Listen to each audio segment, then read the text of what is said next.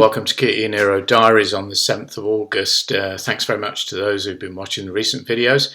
And one of the comments I had was that, what about brakes? What about brakes? And it's a good question because, of course, if you drive an EV, you know that, when you want to slow down, you just lift your foot.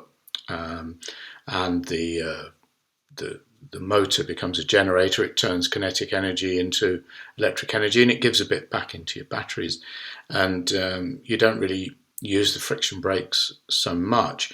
And yeah, there's quite a few videos on YouTube where, like James and Kate on EVs, where James goes out to service a Tesla Model 3, which has been used as a taxi in the good city of Nottingham, and this thing's done 200,000 miles and it's still on its original pads and discs. I know, leaving all those sort of high mileage cases aside, what does it mean for the average EV driver in terms of savings? Well, the only way to do that, I guess, is to do a bit of research, and which I did. And I looked at the cost of replacing pads and discs in the UK, and because it's going to be the same pretty much anywhere, I guess, certainly in Europe. And what kind of mileage should we expect out of pads and discs? Well, when it comes to pads, as somebody pointed out, that you can wear a set of pads out on 6 circuits of a racetrack. But the average is actually between 20,000 and 50,000 miles before you should need to replace your brake pads.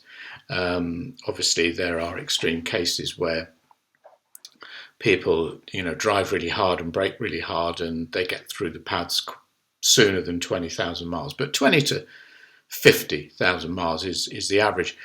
And the cost for the front brake pads, which are actually not the same price as the rear brake pads, is £99. Now, that's an average price. And it also talks about the range of prices, and the range is between £75 and £175. So I guess if you've got a more expensive car, more high performance car, you're going to pay a lot more for your pads. On the rear brake pads, the average is £95, and the range is 70 to £150 for the pads. So that's the pads. So discs then, the range of average life of the disc is slightly narrower. It's 30,000 to 50,000 miles. So I guess they're not quite so dependent on how the car is driven. But between 30 and 50,000 miles, you'll need a new set of discs. Now, I had a Toyota Avensis when I first came here, an estate car that saw a lot of quite hard use hauling masonry and things around on a trailer. But I actually got 60,000 miles out of the rear discs. Now, obviously, on a front-wheel drive car, the front discs are obviously going to get more use than the rears. And I think that's probably true even for a rear-wheel drive car, because when you slow down and brake, the car kind of dips down, and I read somewhere that 60% of the braking force typically goes through the front wheels, so you're going to get through your front discs quicker than your rear discs. But again, the average from Googling the question is that on average you need discs replacing every 30 to 50,000 miles.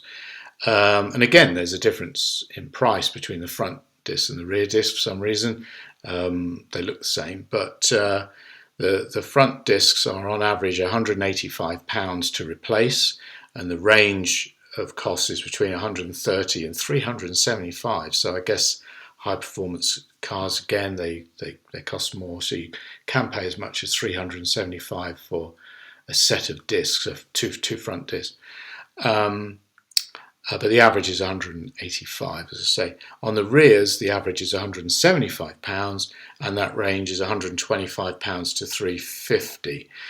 So what does that all add up to? Well, what it means is that if you've got a fossil fuel car, not a hybrid, not a EV, just a straight fossil fuel car, it's typically costing you about £554 for every 50,000 miles you're doing. You'll probably have to replace one set of pads or discs before that.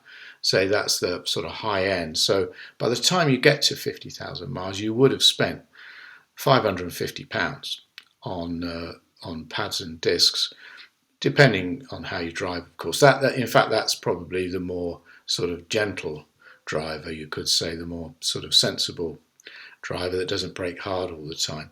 And of course, you get to 50,000. I mean, I'm at 106,000 kilometers now, and my friend, who's always moaning at me to do more videos, no, it's fine, up the road here with his Hyundai Ioniq, he's done 120 something thousand kilometers, and he hasn't needed to change pads or discs, and we always get them checked at the service.